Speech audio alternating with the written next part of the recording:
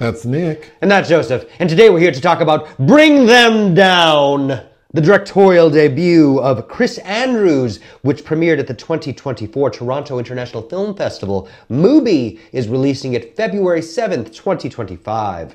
Directorial debut. Yes. What is Bring Them Down about? An Irish sheep-herding family thrust into battle on several fronts: internal strife, hostility within the family, rivalry with another farmer, paternalism, heritage, and the generational trauma cycle through the cultural prism of Ireland. Oh my God. Those were two incomplete sentences. Oh my Lord. That's from IMDb. What is your pull quote? Playing like Peckinpah's homage to Shakespeare, Bring Them Down bludgeons its classically dramatic conflicts with brute force, but is neither pulpy nor cathartic, caught in the crosshairs of genre and tragedy. Mine. Quietly chaotic yet effective, Bring Them Down is an impressive directorial debut. I like that quiet chaos. It's very interesting because I can recall a number of films that kind of feel like this, but I think the central characters, Chris Abbott and Barry Keoghan, really add something unique to it. And this story kind of goes off the rails very quickly. Yes. In an interesting way. As does every tale of bruised masculinity, right? But the story is about, I guess we can say it's about Christopher Abbott's character, who returns home after being gone for 20 years. Michael. And we see that he's there to visit his father, Colm Meaney. Does this sound like the Wolfman at all? Yeah, actually. And a car accident involved as well? Actually. But his dad is having health problems, so Michael is there to help his dad out. And the story kind of ends like in the middle of the movie, and then we get a flashback from a different perspective to get more details. But basically what happens is someone has stolen a couple of Colm Meaney's sheep, someone has killed one of them, someone has killed the sheep herding dog. Dismembered some sheep. So Colm Meaney tells his son, kind of being like dramatic, like, you need to bring me their head. And we suspect as the audience that it is his sort of like farming neighbor, this man named Gary, who sheep herds with his son, Jack. And Jack is played by Barry Keoghan. And Gary's played by Paul Reddy. But the woman of the house of that family, a lady named Carolyn, played by Nora-Jane Noone. We met her at the beginning of the film because the beginning of the film is many years prior. We see that Michael, Christopher Abbott's character, is a young man. We don't see him. He's driving a car and he's driving erratically down the road. And his mother is like, please calm down. But the reason Michael's upset is because the mother just told him that she's leaving his father. So he's angry, driving. Carolyn, as a young woman, is in the back seat and she's begging Michael, please slow down, we're going to crash. And he does crash the vehicle, which ends up killing his mother and scarring Carolyn's face. Yes. So when we meet Carolyn in modern day, she has a big scar on her face and she's married to Gary and her son is Barry Keoghan. Okay, so in the middle of the movie, we see Christopher Abbott go with a gun to where he thinks Gary and Jack are and kind of misses them, but then finds this other guy there and shoots him and kills him. So he kills this guy we hadn't met before. And then the story flips to a different perspective. And we learn that it is who we thought it was. It's Barry Keoghan who did these things, but he was doing it because his dad, Gary, is having serious financial problems, part of which are due to Colm Meaney. Sure. Are they? Colm Meaney has refused to sell Gary a strip of land that Gary has designs on to build like and has borrowed money. Vacation. He's already, taken out loans, that's stupid. But he's hurting because of that, and Colm Meaney doesn't seem very neighborly. So you're right. It's not, Colm Meaney didn't do anything to deserve this, except he's kind of not a great neighbor. But ultimately, everything ends with Christopher Abbott's character, that man he shot, he decapitated that man and put that man's head in a bag. As was requested. So he took that request too far. But this all happens at the end because in the middle, when Christopher Abbott killed that man did get the upper hand on Christopher for a minute and shot him in the ear. So Christopher Abbott's character has this big wound on his head. So he stumbles to Carolyn's house, but he's looking for Gary. Gary's not there, but Carolyn, his ex-girlfriend, tends to him, like bandages up his ear and says, okay, come on, we got to get you home. But when they get to his house, Colm Meaney is passed out on the front, like in the front lawn. Oh my gosh, drag him in there. Let me go get a doctor. She insists her son, Jack, Barry Keoghan, stay. But Jack is very afraid because he knows, Christopher Abbott knows, that he's responsible for harming his sheep, stealing them, killing the dog. So when Carolyn leaves, Christopher makes Jack give Colm the bag. And that's when we see the head. So then Barry Keoghan's character runs into the hills. Christopher chases him. They get into a fight. Both of them end up getting stabbed. So Christopher Abbott has to bring Barry Keoghan's character back down. And when he finally gets back down the hill, Carolyn's waiting with the gun. And she knows something went wrong because there's a human head in the living room.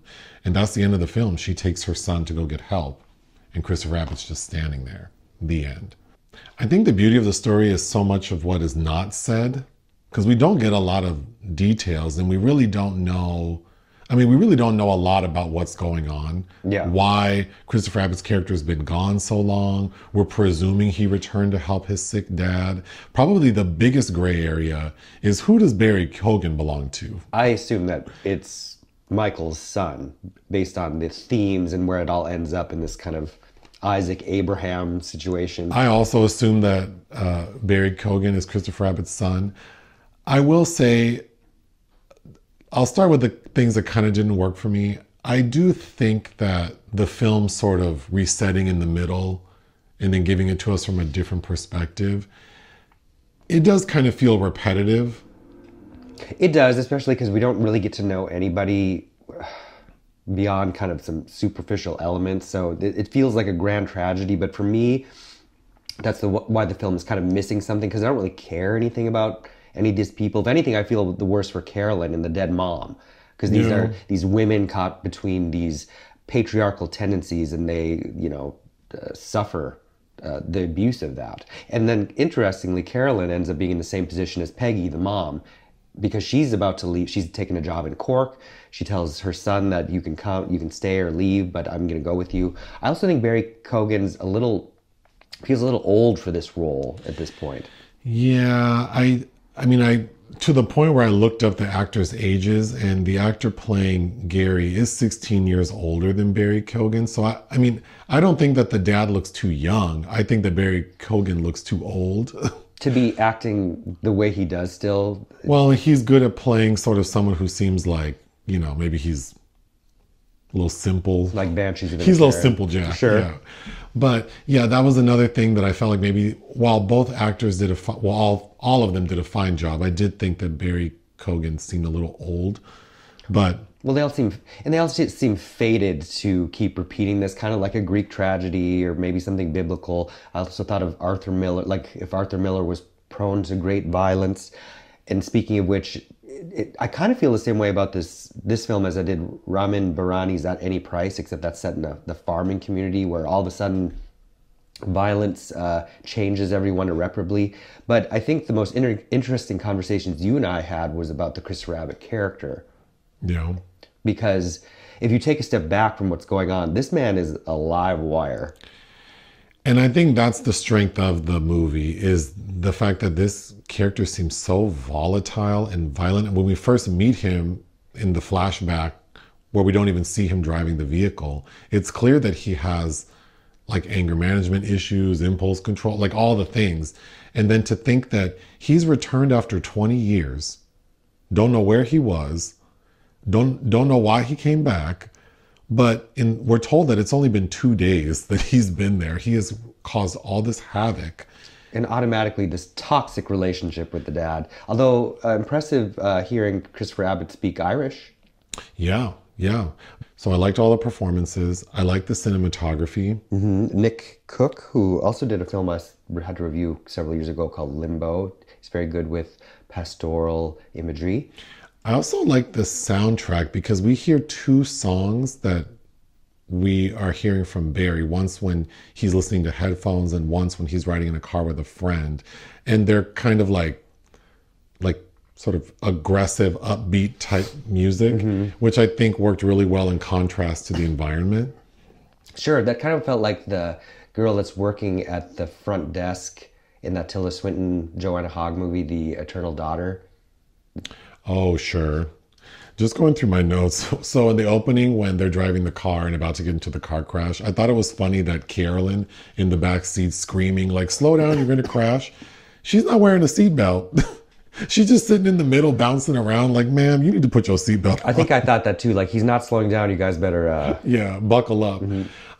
I will say, one aspect of the story I was confused by is the sheep herding, because we understand that Gary's frustrated that Colm Meaney's character won't like bring his sheep down, which is what the title is, because he says, why won't you bring them down? I'm not quite sure what that means. Well, there's something about, we haven't had to do that in 500 years, like the dwindling flock, they have to pat it out.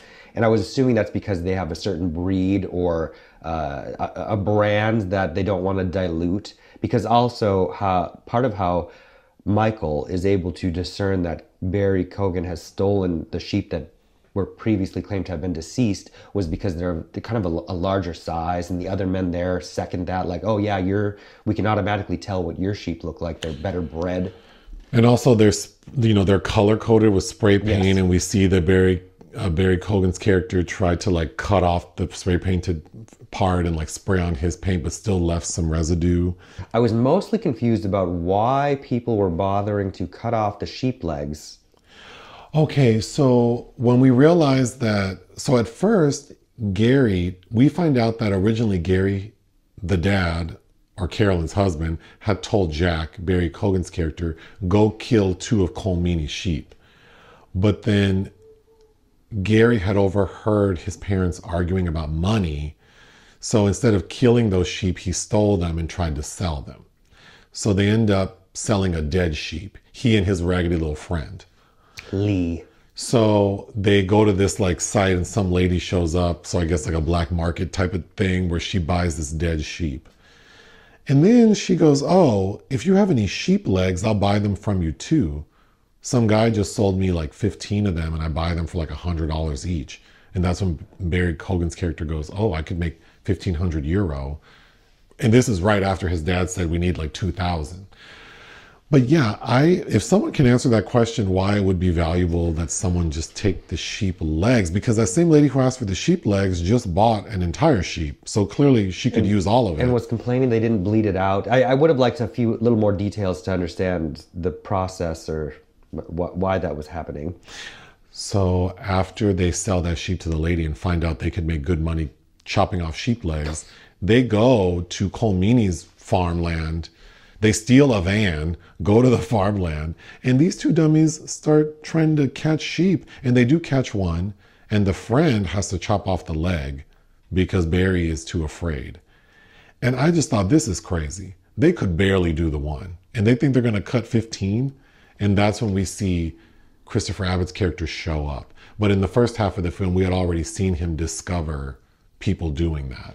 So again, like that scene in particular, while it did offer some tension, it did feel a little repetitive. Like we already know this happened and we assumed it was him. Yeah, I agree. It's not surprising. And then I think they give Barry Keoghan's character free passes and he's the sensitive one. The end's interesting and made me feel like it solidified my thought that Barry Keoghan is Christopher Abbott's son, because when they are on that chase up the hill, when Jack stabs Michael, he goes, oh, I'm sorry. Like he seems very concerned about it. And then Michael is saying, well, just kill me. Like he's holding the knife, like just stab me. But then they get into a tussle and Michael ends up stabbing Jack. And then he's all concerned, like, oh, let me see. So it seemed like they had a lot of care for one another, which seemed unusual for people who haven't seen each other in at least 20 years. Well, and whose families are rivals. So yeah, that made me think that I did also think it was funny that we see Christopher Abbott's character have a hard time even walking up the hill to chase Jack. But now after he's been stabbed, he's able to carry Barry, like he's holding him like a baby down the hill. That was impossible. Carry Barry, yep. Yeah, but... Well, you know, like an adrenaline rush, perhaps, saving his child. Does he know it's his child? Yeah, all those ambiguities, I think, can be fascinating. It just isn't brought to a level where I cared so much. But when Colm Meaney says, bring me the head, that, speaking of a fellow Irishman, Oscar Wilde, Salome, bring me the head of John the Baptist, it felt... It was very over the top. And then the fact that Christopher Abbott's character did go chop off someone's head was crazy. But the final moment when we see Michael carrying Barry, did you think, like, could the title be referring to that? Yeah, he's bringing him down. Yeah. That could be an ice cream flavor, carrying Barry. Salt and straw, you hear that? Anyhow, what would you give Bring Them Down? 3. I think it's very good. I would give it 3.5 out of 5. Join us on Patreon and listen to our podcast. Bye.